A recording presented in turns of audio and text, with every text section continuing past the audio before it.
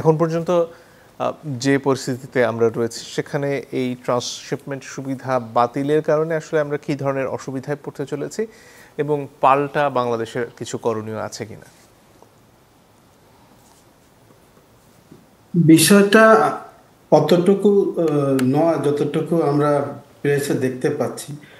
বিষয়টা হচ্ছে যে এটা একটা ট্রানজিট সুবিধা দিচ্ছিল, যেটা ভারতের উপর দিয়ে বাংলাদেশি পণ্য বিভিন্ন দেশে দিল্লির মাধ্যমে এয়ার ফ্রেট বা সিপেটের মাধ্যমে যাওয়ার বিষয়টা।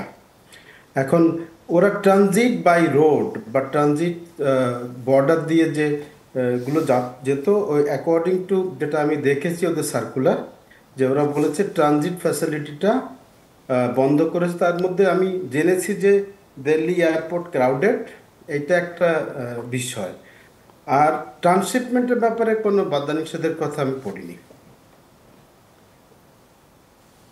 আর ট্রানজিট ফ্যাসিলিটিটা আসলে অনেকটা একতরফাই ছিল, কারণ ভারত বাংলাদেশের উপর দিয়ে কোনো ধরনের ট্রানজিট ফ্যাসিলিটি নিয়েছে এরকম ইন ডিটেল কোনো তথ্যাদি আমি পাইনি। কারণ যে চুক্তিটা 2015-তে হয়েছিল, সেই চুক্তি অনুযায়ী কোনো ধরনের ট্রানজিট ফ্যাসিলিটি বাংলাদেশের উপর দিয়ে ওদিকে যায়নি। এটাই হচ্ছে ফ্যাক্ট। এখন মিডিয়া হয়তো কিছুটা ওভার ফোকাস করে ফেলেছে বিষয়টাকে।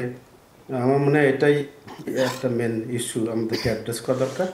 আর ট্রান্সশিপমেন্টের ব্যাপারে আমাদের তো অনেকগুলো ডিসঅ্যাডভান্টেজ সামনে আছে। সেটা হচ্ছে আমাদের প্রায় 6-7 হাজার কোটি টাকা প্রতি বছরে ট্রান্সশিপমেন্ট খরচ বাবদ চলে যায়, যেটা আমরা সিঙ্গাপুর, মালয়েশিয়া এবং শ্রীলঙ্কাকে পেমেন্ট করি।